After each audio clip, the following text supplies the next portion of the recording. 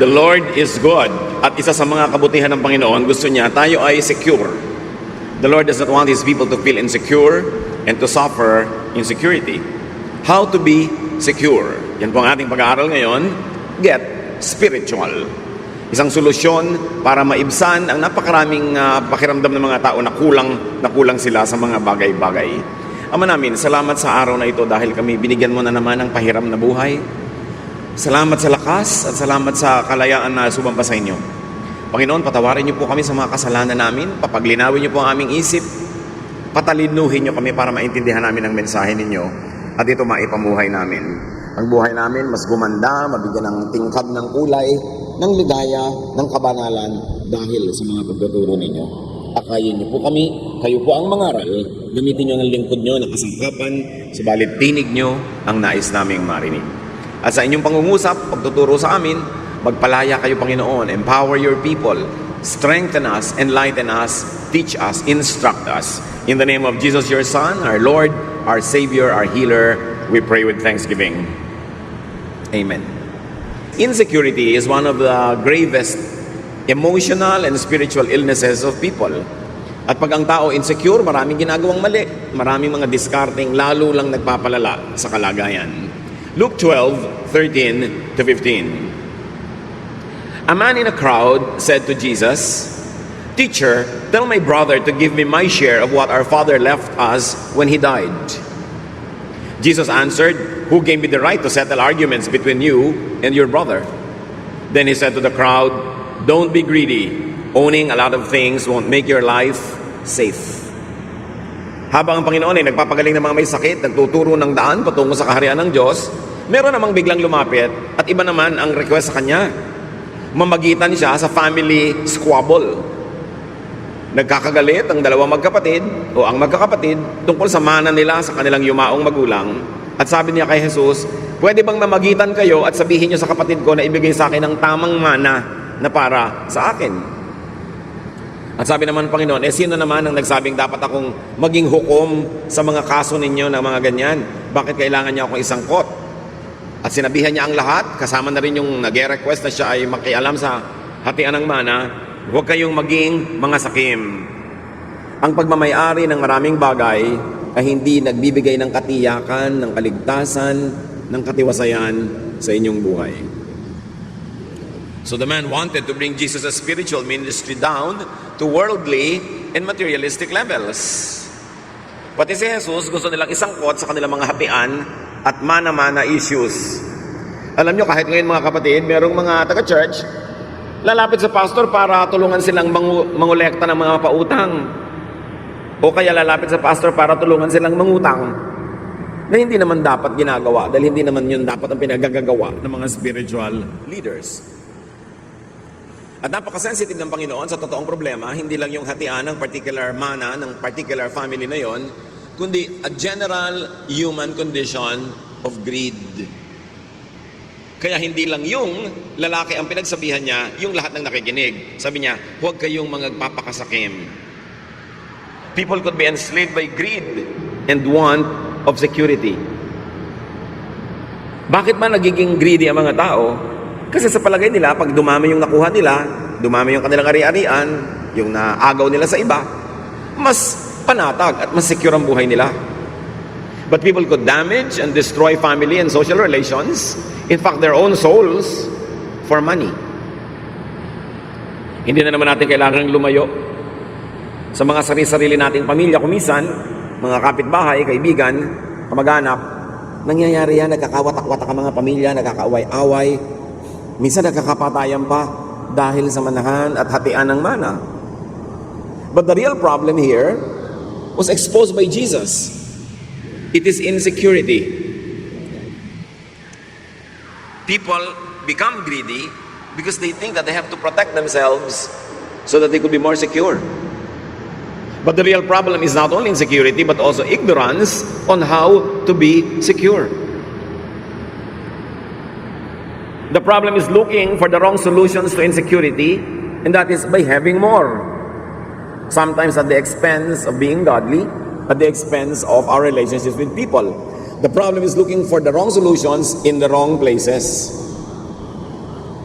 So the bigger problem of humanity is mistaken definition of what security and what wealth means. How do you define security? May mga magulang ang i-define nila na security para sa mga anak nila, kailangan ang mapangasawa mo mayaman. Kailangan may magandang trabaho o may magandang negosyo. Never mind kung hindi naman mahal. Never mind kung pangit pala ugali ng pinakasalan. Financial security lang ang iniisip. Hindi kasali yung emotional security, hindi kasali yung spiritual security. At iba ko minsan, madalas pa nga, ang konsepto ng tao kung anong ibig sabihin na maging mayaman. 99% yaman lang sa pera ang itinuturing na kayamanan. Because people could be so physical, people could be so materialistic. Luke 12:16-17. So Jesus told them this story. So may kadugtong agad na kwento ang Panginoon para ipakita ang point niya na hindi lang pera-pera ang buhay. A rich man's farm produced a big crop. And he said to himself, "What can I do? I don't have a place large enough to store everything." Ang problema ko minsan ng mga nagbubukid, magsasaka, maging big-time farmers, landowners, madalas, konti lang ang ani. Problema yon. Ito namang taong ito, dumami yung ani, sa palagay nyo na wala ang problema, nagkaroon ng bagong problema. So niya, saan ko kaya itatago, i-imbak itong napakarami kong ani? Saan ko ito ilalagay? When the man had a lot of harvest, he should have been secure at that point. But another problem and another need emerged. Storage. How to secure the grain, how to secure the wealth. Luke 12:18. Later he said, "Now I know what I'll do. I'll tear down my barns and build bigger ones where I can store all my grain and other goods." Nagkaroon siya ng ideya. Paano lulutasin ang problema? Wawasakin niya yung maliit niyang kamalig o storehouse at magpapatayo siya ng mas malaki kung saan niya ilalagay yung kanyang maraming ani. But you know what construction is? It is stressful. Subukan nyo magpagawa kahit ano. Stressful yan. Nagkakaproblema ka sa manggagawa. Kung may contractor ka, madalas magkakaproblema ka rin sa kanya. O nagkakaproblema siya sa iyo. May problema ka sa supplier. May problema ka sa lahat ng bagay. Stress. Luke 12:19. Then I'll say to myself, "You have stored up enough good things to last for some years to come. Live it up. Eat, drink, and enjoy yourself." Now the man feels secure enough. Or at least, he thinks so. Sabi niya, at patapos ko maipagawa ang malaking lalagyan, magre-relax ako, magpapasarap. At sasabihin ko sa sarili ko, mag-enjoy ka. Luke 12:20-21. Pero may problema na naman eh. But God said to him, "You fool, tonight you will die. Then who will get what you have stored up?" This is what happens to people who store up everything for themselves, but are poor in the sight of God. Maganda na sana ang takbo ng kwento, nakakita na siya ng solusyon, magpapalagawa siya ng malaking kamalig, isang malaking taguan ng kanyang mga bagong ani, at sabi niya, matagal-tagal din ako magre-relax kasi marami akong naipon. Pero sabi ng Panginoon, alam mo, mamamatay ka na ngayong gabi. Pambihira naman bad news, no? Mamayang gabi na talaga, hindi next week. Mamamatay ka na mamayang gabi, sino ngayon ang makikinabang ng lahat ng pinaghirapan mo? At sabi ni Jesus, ganito ang mangyayari sa lahat ng mga taong sobrang nag-iipon, sobrang nagpapayaman, pero sila ay mahirap, maralita, dukha sa panukat at sa tingin ng Diyos. Ngayon, bago tayo magkalituhan mga kapatid, maglinawan muna tayo. Ang pagpaparami ng ani, ang pagpapalaki ng mga taguan ng mga ani, ang pagpapayaman, by itself, hindi masama. Madalas nga, mabuti yun. But in this particular case, of this particular man, yung pagpapayaman niya, naging mahirap siya sa tingin ng Diyos. In other words, marami siyang ginawa na hindi dapat ginagawa ng maka-Diyos na tao. Marami siyang pinabayaan, marami siyang nilabag ng mga kautosan ng Diyos para lang siya yumaman. Kaya kahit yumaman siya materially, lalo siyang humirap sa tingin ng Diyos. At mabuti magkalinawan tayo mga kapatid, may mga yumayaman, pero hindi naghihirap sa tingin ng Diyos. Kasi sa pagpapayaman naman nila, hindi sila gumawa ng kasama. Hindi sila nagpahamak, hindi sila naging sakim, hindi sila nang agaw. Kasi remember, ang context ng kwento na ito ay yung agawan ng mana at yung pagsasabi ni Lord na hindi nadadaan sa mga nakukuha mo, napupunta sa iyo, ang ikabubuti mo. So obviously, ang konteksto ng kwento ng taong ito ay marami siyang ginawang hindi maganda para lang yumaman. Naging mahirap siya tuloy sa tingin ng Diyos, kahit sa tingin ng tao, mayaman siya. Pwedeng dinaya niya ng sweldo ang kanyang mga manggagawa. Pwedeng nilamangan niya ang kanyang mga kapatid, baka inagaw nga niya yung lupa na yon sa manahan. Kung ano man yung dirty tricks niya. Pero yung yumaman ka lang, lumaki ang iyong ani, nagpagawa ka ng maraming bangan, by itself cannot be bad. Pero may paraan ng pagpapayaman na masama. At yun ang tinutukoy dito. So maganda na sana ang plano ng taong ito, pero yung pala, God has other things in His mind. The man was feeling secure, but God thought otherwise.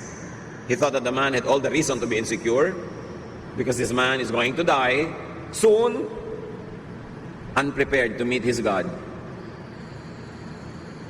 At maaaring hindi lamang ibang tao ang dinaya ng taong ito sa kanyang pagpapayaman, pati ang kanyang sarili. Paano madadaya ng isang tao ang kanyang sarili sa pagpapayaman? Kung sobra siyang nag-alala, tumaas ang blood pressure, lumaki ang puso, nagkaroon ng sakit sa puso, naging hypertensive. Kung sa pagpapayaman niya, sobra siyang na-stress, tumaas ang sugar levels, naging diabetic. Kung sa pagpapayaman niya, nagkaroon siya ng mga ulcers dahil sa stress, dahil sa pagpapabaya sa kanyang kalusugan. Kung sa pagpapayaman niya, maraming nagalit na pwedeng patayin siya mamayang gabi dahil galit sa kanya, nadaya niya ang kanyang sarili. Dahil ang dali-dali na payamanin ang bulsa pero pahirapin ang espiritu, pahirapin ang kaluluwa at isuong ang sarili sa panganib. Inulit ng Panginoong Yesus sa kwentong ito ang isang katotohanan that the length and continuation of his life is not determined by his wealth. Hindi dahil sa kayamanan napapahaba ang buhay. Ito'y pwede pa ngang maging mitya ng buhay o yung paraan ng pagpapayaman ang magpaiksi sa buhay kung pinabayaan ng tao ang kanyang kalusugan o inilagay niya ang sarili sa panganib. His wealth gathering could have even endangered and shortened his life. It could have blinded him to what was more important to secure, meaning his spirituality, his eternal life, his eternal standing with God, and his heavenly wealth. Pwedeng lahat yan mapabayaan sa sobrang sikap ng taong maging secure. They steal from Peter to give to John. To be able to give to their pocket, they steal from their brothers and sisters. They steal from their own selves. They steal from their own family. Anong ninanakaw nila? Time. Hindi na nila nabibigyan ng time ang pamilya, ang sarili. Hindi na nila nabibigyan ng time ang sariling maglingkod sa Diyos, sumamba ng tama. Nadadaya ang sarili nang hindi napapansin. A person could be materially rich, but spiritually poor sa tingin ng Diyos. At ito ang kaso ng particular person na ito. A man could have filled his life with stress and toxins in trying to become rich or richer. And here's the tragedy. The saddest cut of all. He won't live long enough to enjoy the fruits of his stressful labor. At ang tanong sa kanya ng Panginoon, then who will get what you have stored up? May mga tao na kung magpabaya sa kalusugan, magpabaya sa pamilya, magpabaya sa sarili, parang mabubuhay sila lagi ng matagal para makabawi. Hindi na maka-attend sa mga event ng anak. Di bali anak, pag tapos na itong project ko, biglang malaki na ang kinita ko, may pera tayo sa bank, babawi ako sa'yo. Di bali wife, di bali husband, babawi ako sa'yo. Pagka nakuha ko na itong deal na to, pag sigurado na yung pera natin. Di bali po tatay, nanay, babawi ako. Malay nyo kung makakabawi kayo. Sinong nakakaalam kung mabubuhay tayo na matagal? At sino naman ang nakakatiyak na lahat ng pinaghirapan niya at kinita ay siya rin ang makikinabang o baka iba? Ecclesiastes 2:18, suddenly I realized that others would someday get everything I had worked for so hard. Then I started hating it all. Si Solomon ito, na sobrang nagpakatalino, nagpundar, nagpayaman, pero sabi niya, alam niyo na pag-isip-isip ko, mamamatay ako, maaaring biglaan o kahit magtagal pa man, hindi rin ako ang gagamit at makikinabang sa lahat ng naipundar ko. Kaya bigla ako nawala ng gana, sabi niya. Ecclesiastes 2:21, when we use our wisdom, knowledge, and skill to get what we own, why do we have to leave it to someone who didn't work for it? This is senseless and wrong. Napag-isip-isip ni Solomon, kung ginamit mo lahat ng galing mo, husay, naghirap ka, makakapagparami ka ng kayamanan na iiwan mo sa mga taong hindi naman naghirap para doon. Pwedeng asawa mo o anak mo o sino man, o kung sino man bigla yung nakamana o nakasambot, nakasalo, nakaagaw ng kayamanan mo. Sabi niya, mali ito. So alin ang mali? Yung iiwan mo ang kayamanan mo sa iba o sobra mong dayain ang sarili mo, kawawain ang sarili mo at yung kapwa mo para ka magkaroon ng maraming pera hindi mo naman kayang ubusin at iiwan mo rin sa iba. Maaaring hindi mo kayang ubusin sa dami o kaya hindi mo kayang ubusin kasi mamamatay ka na pala. Iba ang makikinabang. Immediately may lesson dito mga kapatid. Have a slice of life every day, even during the days that you work hard. Kahit kayo nasa gitna ng isang napakahalagang proyekto na pwede kayong sobrang yumaman, huwag ninyong i-hold ang lahat ng bagay. Birthday ng asawa, birthday ng anak, may magtitipon, meron kayo dapat magkita-kita. Saka na, next year na lang babawi. Paano kayo nakatiyak na may next year? Kaya dapat araw-araw, linggo-linggo, buwan-buwan, iniaagaw yung kasiyahan, yung pag-enjoy, yung pagiging mabuti, maibigin, mapagmahal, thoughtful, laging isinisingit, kahit busy-busy kayo na nagpapayaman at sinasabi nyo, hindi bali, matapos lang ito. Mag-enjoy na tayo. Eh kung yun nga, binawian ka bigla ng buhay o kaya sila ang binawian ng buhay. Kaya dapat huwag ipagsapalaran ng ganung mga halagang bagay. Laging isingit. Huwag kayong ipon ng 10 taon, tipid ng tipid, hirap na hirap para magkaroon ng grand vacation after 10 years. Eh kung ika-9th year, kayo biglang natigbak. Paano? Siyempre, kung may asawa kayo na byuda siya, tuloy ang biyahe. Iba na lang nga ang kasama. Sabi ni Solomon, bakit niya kailangan mag-enjoy ng pinaghirapan ko? Nangyayari yan. Hindi masamang magplano, magtipid para sa isang malaking bakasyon o malaking project. Pero huwag niyong kalimutang magkaroon din ng mumunting mga bakasyon, mumunting mga piyesta, mumunting mga saya, kahit sa panahon na busy kayo trying to collect wealth. Don't put all of your pleasures and your happiness and your kindness and love on hold because you're waiting for a big day. Because it will happen, it might come, but you are not sure if you will be there to enjoy it. Kapag nakinig tayo sa mga turo ni Jesus, live by the day. Nakinig tayo sa mga turo ni Solomon, huwag kayong sobrang ipon at baka mamaya, wala naman kayo para yan ma-enjoy. Ibig sabihin lang, be fair to yourself, be fair to your loved ones, be fair to your family. Don't put all of your security in what you are trying to collect, to amass. Because life could be taken back anytime.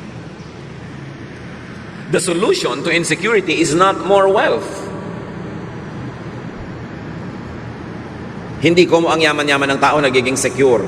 Napapansin nyo ba habang yumayaman, mas nagiging sakim? Kasi mas lalong nai-insecure. Yun nga magaganda eh. Yung magaganda na, hindi pa makontento, padagdag pa ng padagdag, patanggal ng patanggal, paretoke ng paretoke. Walang contentment ang tao. So don't ever think na pag dumami yung pera nyo, makukontento na kayo. Security is not in more wealth. Hindi sa pag-ibig sa pera at pagsamba sa pera. Ecclesiastes 5:10, if you love money and wealth, you will never be satisfied with what you have. This doesn't make sense either. Have you realized this, mga kapatid? You are never satisfied with anything that you love. Kaya pag tao yung love nyo, you are never satisfied.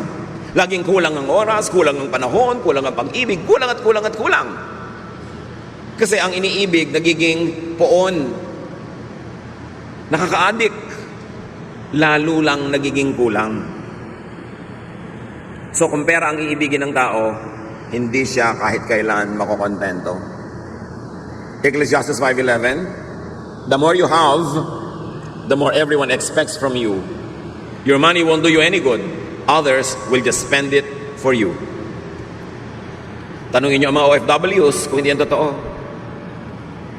Sabi niya, alam nyo, hindi solusyon na dumami ang pera para ka maging secure. Subukan ninyo.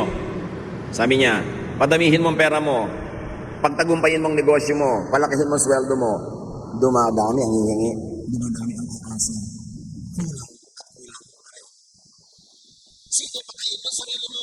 Magsakripisyo ka, magpakagandang alaga ka, magpakagandang binata ka. Sige, kumita ka ng kumita. Uubusin ng mga kapatid mo, ng nanay mo, tatay mo, kung sino-sino, mga pinsan mo, ang perang kinikita mo. Sige, patayin mo sarili mo. Akala mo tama yan?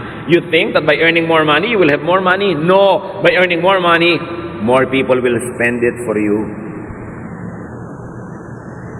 Sabi ka lang magpakatalino ka sa buhay. Hindi pagdagdag ng pera ang solusyon sa buhay. And here, we should apply the lesson spiritually. People could show this strength when they sacrifice health for wealth. Ano ganyan?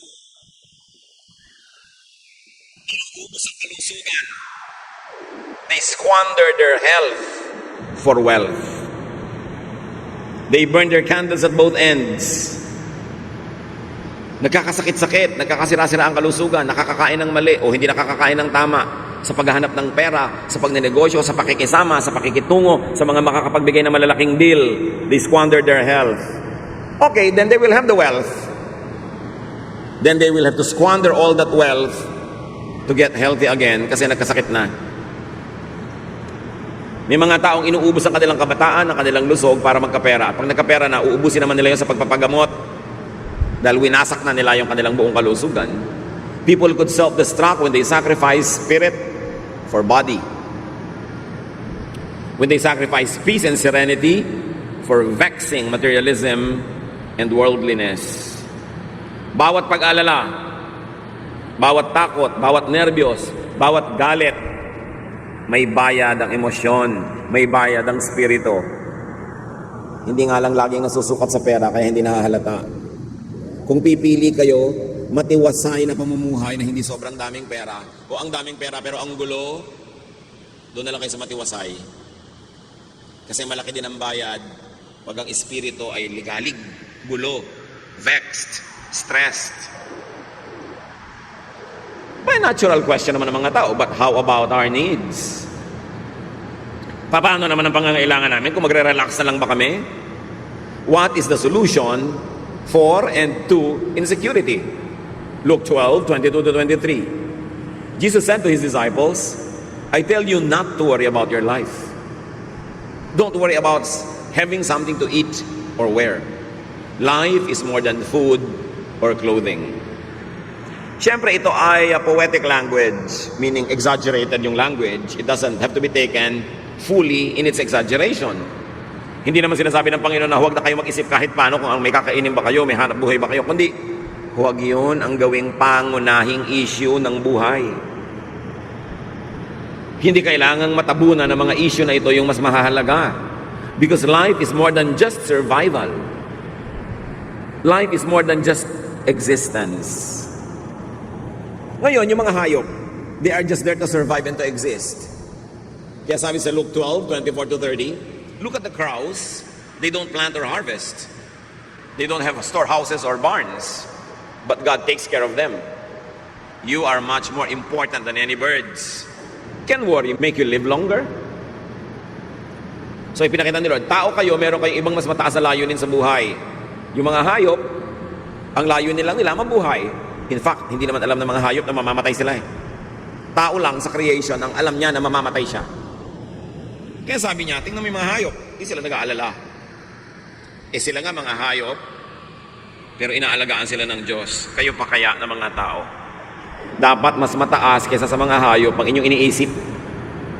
Ang iniisip lang ng hayop sa umaga, makakain, tapos masaya na siya. Pero hindi lang pagkain o inumin ang iniisip ng tao. So dapat may gawin kang gawin para masecure na yung pagkain at iniinom mo at nang meron ka naman ngayong oras para gawin yung mas mahalaga sa buhay. Kaya ang sobrang karukhaan ay kaaway ng ating espiritualidad. Kasi pag isang kahig, isang tuka,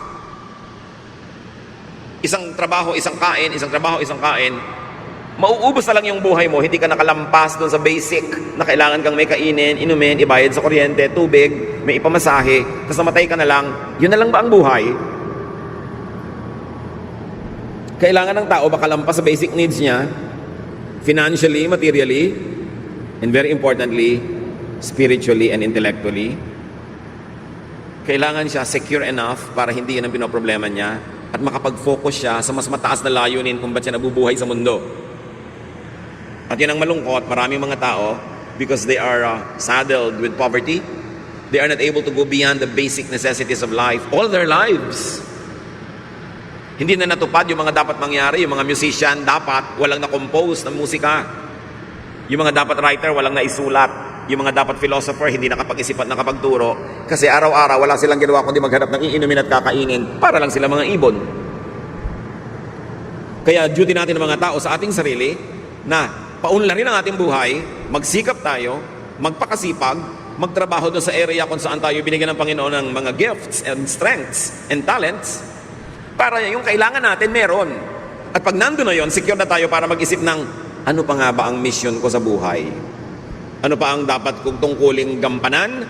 At ano pang mga sarap ang dapat kong lasapin na naghihintay sa akin dahil kaya naman ako nilikha ng Diyos para ma-enjoy ko ang kanyang creation.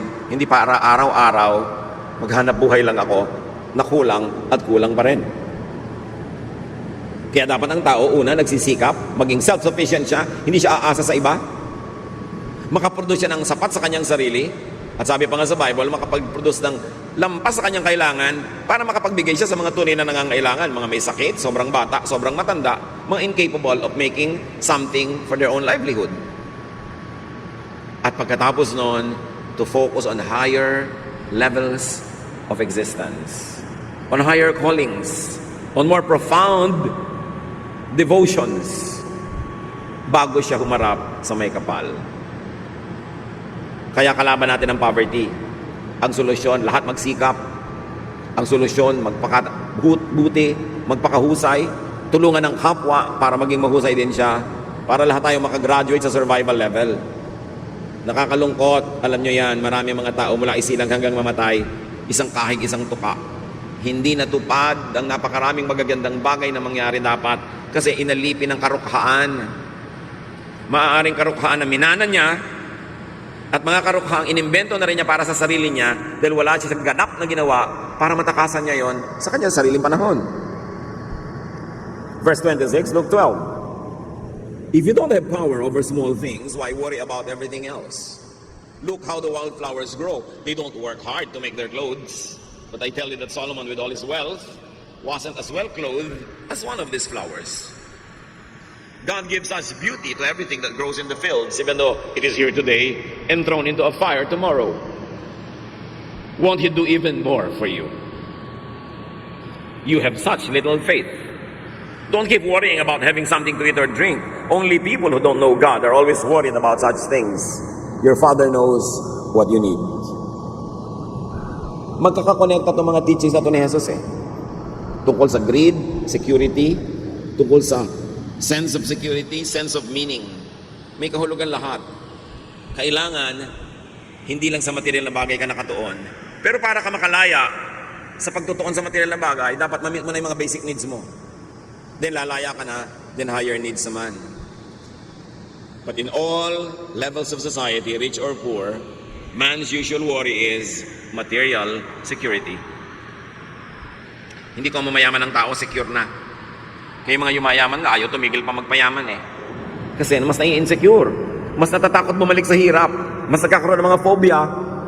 Ang solusyon nila, maging greedy. Hindi naman lahat. Pero madalas ganun. Man's usual neglect is spiritual security and wealth. Ano po ba ang spiritual wealth? Magkano yon? Hindi nga yun dinadaan sa pera. Ang kayamanan ng materialistic na tao, pera, ari-arian, bagay. Ang kayamanan ng spiritual na tao, peace, kapayapaan, katiwasayan. Ang kayamanan ng spiritual na tao, yung kagandahang asal, kagandahang loob. Yung iba naman, kaya nag-aasal hayop, kasi nga trying to survive. Pag hindi sila ng aga, wala silang kakainin. Nag-aasal hayop tuloy. Kaya mo sinisikap umunlad, maging mariwasa, para hindi ka kailangan mag-asal hayop, hindi ka kailangan makipagkagawan, hindi ka kailangan makipagtulakan. You can afford to be ethical, you can afford to be giving and forgiving, kasi meron ka naman. That's why it is doubly wrong for rich people to steal. Yung mahirap na tao, Kailangan nakawin yung gamot na igagamot sa nanay niya, kailangan nakawin yung pagkain ipapakain sa anak niya, bagamat hindi tama at hindi maganda, at least mauunawa mo, nagnanakaw kahit gutom. Eh yung bundak na nagnanakaw pa, anong pang-unawa ang kailangan mo doon? Busog na, halos umaapaw na sa lalamunan yung kinakain niya, gusto pa kunin pa rin yung pagkain ng iba. Ang yaman na, patuloy pa rin sa pagnanakaw. That's doubly wrong. Because it's doubly wrong for a rich person to steal when he has no longer any need. Nanineglect ng tao ang kanyang espiritu dahil sa kanyang sikmura. Kaya dapat, pagsikapan yung sikmura, ma-secure, minimum, para may iba naman siyang maisip sa buhay na dapat gawin. Luke 12:31, sabi ng Panginoon sa pagpapatuloy, but put God's work first, and these things will be yours as well. Sabi ng mga ibang popular versions, unahin daw ang kaharian ng Diyos at ang lahat ng ito'y mapapasayo rin. Seek first the kingdom of God and all this will be added to you. Ang tanong, what is the kingdom of God? Ano yung dapat unahin na kaharian ng Diyos at ang lahat ay mapapasayo rin? Ang sagot ni Jesus dito sa mga tanong na ito is, Jesus' answer is, first things first. God and God's work first. You want to be secure? Subukan mong unahin ang sarili mo, unahin ang bulsa, unahin ang mga material na bagay. Hindi ka masasecure kahit kailan, lalo ka lang magiging matakaw, magiging greedy, magiging needy. Kaya mga sobrang mahilig sa love and romance, laging nagiging needy and greedy and addict. Hindi nasasatisfy kahit kailan. Kasi mali ang pinaghahanapan ng security. Hahanap ka ng security sa kapwa mo tao lang, kapwa mo tao lang yan. Pwede yung magtaksil, pwede yung magkulang, o pwede yung biglang mamatay. Paano ka masisecure? Maghahanap ka ng security sa material things, so pwedeng nakawin ng iba, mabulok, mag-depreciate. Paano ka masisecure doon? Seek God first and His kingdom, and all this will be added unto you. And what is that? God's outward work through you. God's work. Yun ang unahin. At isang meaning ng God's work is what God does through you. Through your service. Through your ministry. Unahin mo yon. Dahil pag inuuna mo yon, malalagay ka sa tamang landas, kasabay mo si Jesus, sinusundan mo ang Diyos, yun ang daan patungo sa security. God's work. Defined for God's kingdom. But God's work is not only God's work through you. Hindi lang yung ikaw ay servant, hindi lang yung ikaw ay minister, hindi lang yung ikaw ay naglilingkod. God's work is also God's work inward in you. Dalawa ang gawain ng Panginoon. Gumawa through you, through your service, at gumawa in you. Yung nangyayari sa iyong kalooban, sa iyong espiritu, sa iyong kaluluwa, sa iyong pagkatao, maging sa iyong katawan. Unahin din yon. That is also seek first God's kingdom. Hayaan mong ang Panginoon ang magturo sa iyo, umakay, baguhin ang ating mga masasamang ugali, pagandahin yung magaganda ng mga ugali, lalo nang pagandahin pa yung makapaghari ang Espiritu ng Diyos sa ating puso na tayo nagkakaroon ng katahimikan, kapayapaan, contentment, godliness, joy. Unahin yun. So, in practical terms, meron ako ang laking kikitain dito, pero malalabag ang konsensya ko. Maguguluhan ng aking espiritualidad. Masisira ang aking relasyon sa Diyos. Masisira pati ang ministry ko sa Panginoon. Di wag na lang. Yun ang ibig sabihin ng seek first His kingdom and His righteousness. And all this that you want will be added to you. It will be added later. Not before. Meron akong ambisyon, pero kailangan makipagkalas ako sa mga taong mahalaga sa akin, lumayo ako sa mga mahal ko sa buhay, maligalig ako, malungkot ako. Seek first yung paghahari ng Diyos. Yung God's kingdom, hindi lang yun yung pupuntahan mo sa mga ulap-ulap pag namatay ka in the next life. God's kingdom is the kingdom of God inside your heart.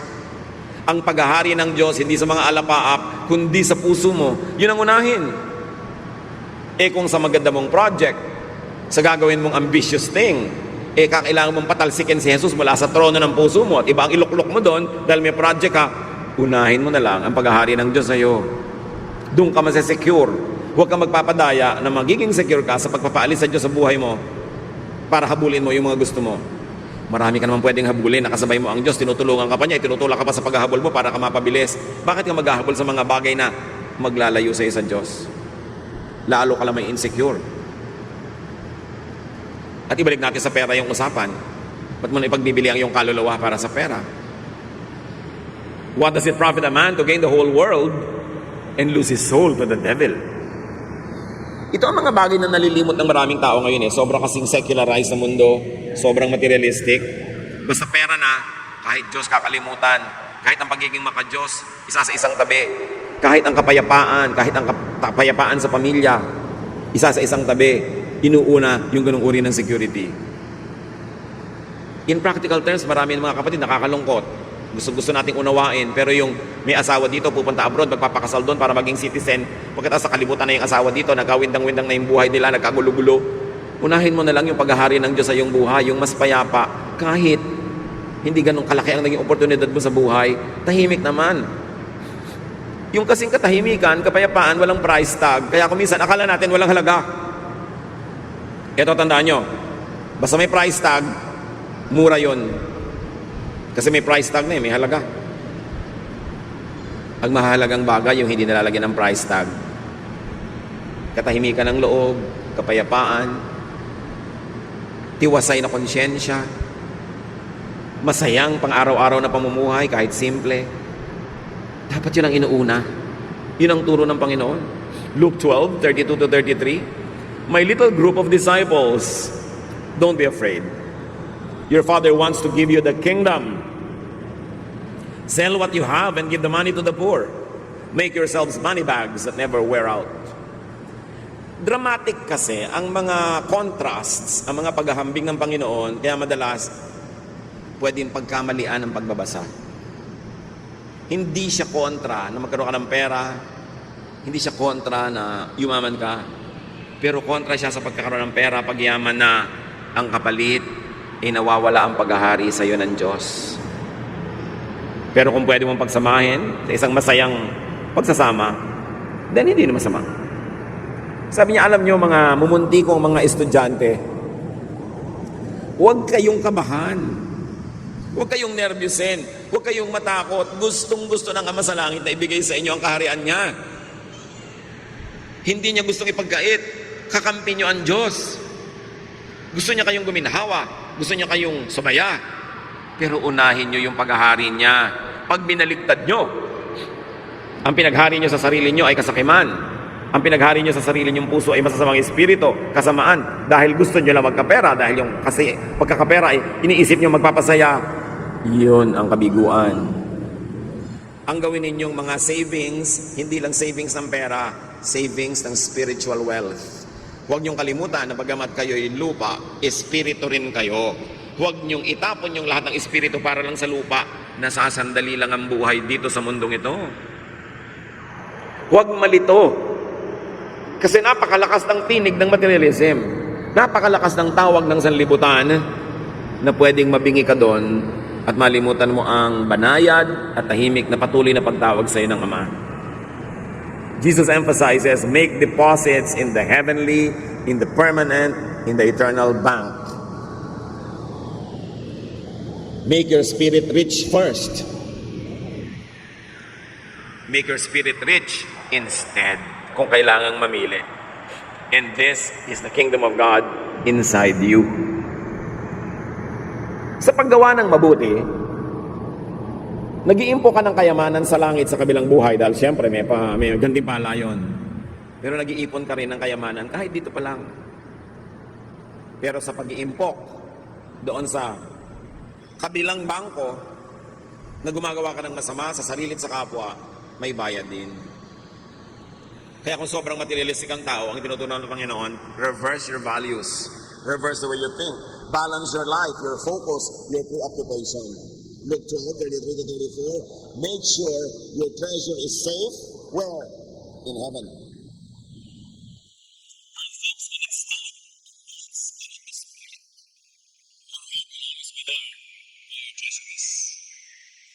So dito, pinapakita ng Panginoon, ano ba ang tunay na kayamanan?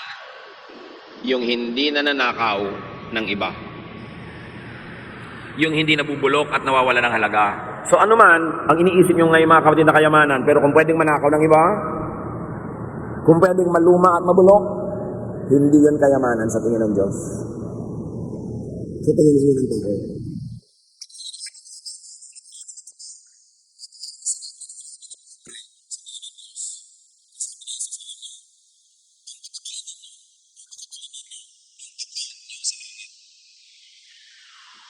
Dahil walang pwede magnakaw doon. At yung langit mga kapatid, pwedeng dalawa. Yung pupuntahan ng tao matapos siya ay mamatay at maharap na siya sa Diyos, yun ang tinatawag nating eternal heaven. At may isa pang langit, yung daladala mo sa puso mo.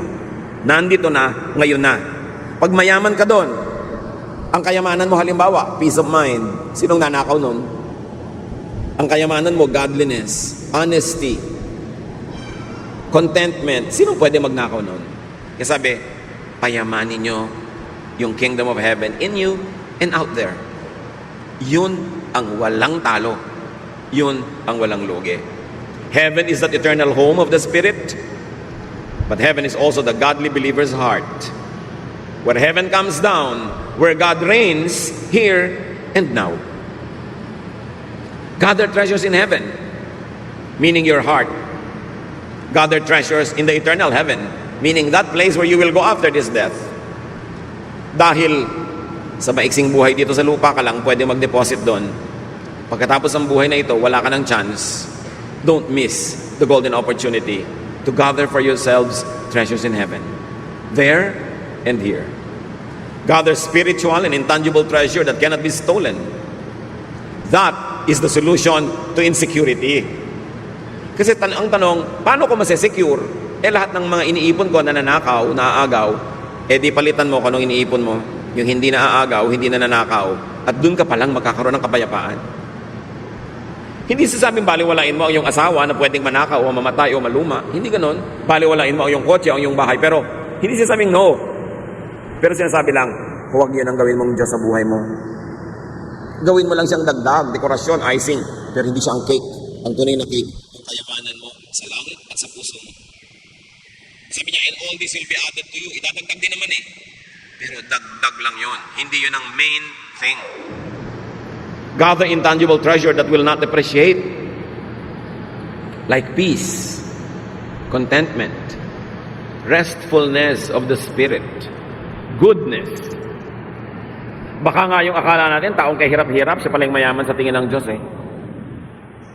At yung taong sineselebrate natin, ang yaman-yaman, ang hirap pala sa tingin ng Diyos. Paano pa ako? Ang yaman-yaman na sa tingin natin, tapos ang yaman-yaman pa sa tingin ng Diyos. Di ba? Heaven both ways. At pwede yon. Ngayon, kung hindi pwedeng sabay, ang sinasabi ni Jesus, unahin nyo na maging mayaman kayo sa tingin ng Diyos. Kasi ng tunay na kayamanang, hindi nagmamaliw, hindi nababago, hindi naluluma, at hindi nananakaw.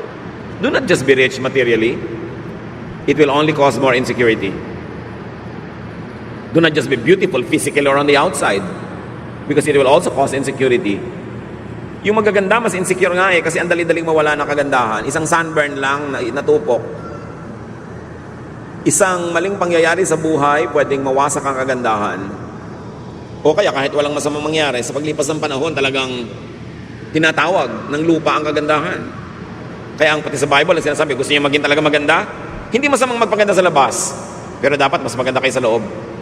Kasi sa kalooban nakatingin ng Diyos. 1 Peter 3, 3-4. Don't depend on things like fancy hairdos or gold jewelry, but expensive clothes to make you look beautiful.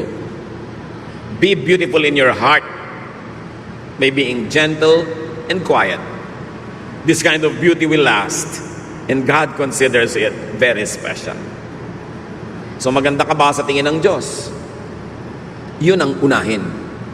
Tapos maganda ka pa sa tingin ng tao, di doble, may bonus. Pero ang ganda-ganda mo sa tingin ng tao, tapos sa Diyos, hindi pala, lugi ka. Mahalaga unahin kung ano yung mas espiritual, ano yung nagtatagal, at ano yung mahalaga sa Diyos. Ano ang mga insecurities natin mga kapatid? What are we insecure about? Siguro, kaya tayo insecure, yung pinaglalagakan, sinasandalan natin ng security, nananakaw, nawawala, kumukupas. Gusto ng Panginoon, matahimik tayo, magkaroon tayo ng sense of peace, Kaya gusto niya maiba yung pananaw natin kung ano ang mahalaga, kung anong pinapahalagahan. Be changed by the renewing of your mind so that you may prove what God's will is, His pleasing and perfect will. Sinasabi sa Romans. Kaya mahalaga, kung nai-insecure tayo, tanungin nyo, bakit ako na-insecure? Kasi yung kinakapitan ko, yung hinahabol ko, hinahangad ko, iniingatan ko, nawawala, nananakaw. Hindi pala ito ang gusto ng Diyos na unahin ko. That's why you have to let go and hold on to things that are eternal and important. Dear God, we thank you for reminding us about what is truly important. Dahil mahal nyo kami, pinapahalagahan nyo rin kung ano yung mga gusto naming mamunting bagay sa buhay. Pero turuan nyo kami, Panginoon, unahin kayo. Unahin namin maging maka-Diyos. Unahin namin yung mga bagay na pinapahalagahan nyo para sa amin. Unahin namin alagaan ang aming espiritu, ang aming emosyon, ang aming kalusugan, kesa sa sobrang paghahabol sa pera, paghahabol sa tao, bagay na we are addicted to. Set us free from our addictions, O God, so we can really be truly free. At nawa yung kapayapaan nyo maghari sa aming buhay dahil ang pinahahalagahan namin yung mga bagay na hindi nananakaw, hindi naluluma. Pagbulay-bulayan natin mga kapatid ang kahulugan nito sa ating buhay. Kanya-kanyang application sa ating buhay. Kanya-kanya tayo na insecurity. Kanya-kanya ng hinahabol. Kanya-kanya ng pinagkakabaliwan kuminsan. Pero ito ba ang gusto ng Diyos? What will give you peace? What will give you inner happiness? That is what is important to God. Not what is measured by money or by price tags. Dear God, teach us. Kayo lumikha sa amin. Kayo ang creator. Kayo yung manufacturer. Yung design ninyo, Panginoon, ang masunod sa aming buhay. Yung kalooban ninyo, plano nyo, ang manaig. Spend some time with the Lord. Surrender to the Lord your insecurities. Seek God's power to transform our values so we can attach value to what is really valuable to God. Dear Lord, guide your people. Enlighten us. Take away the cobwebs from our eyes so we can see clearly kung ano ang tunay na kahulugan ng buhay at kung ano ang mahalaga sa aming buhay. Be with the Lord in silent meditation.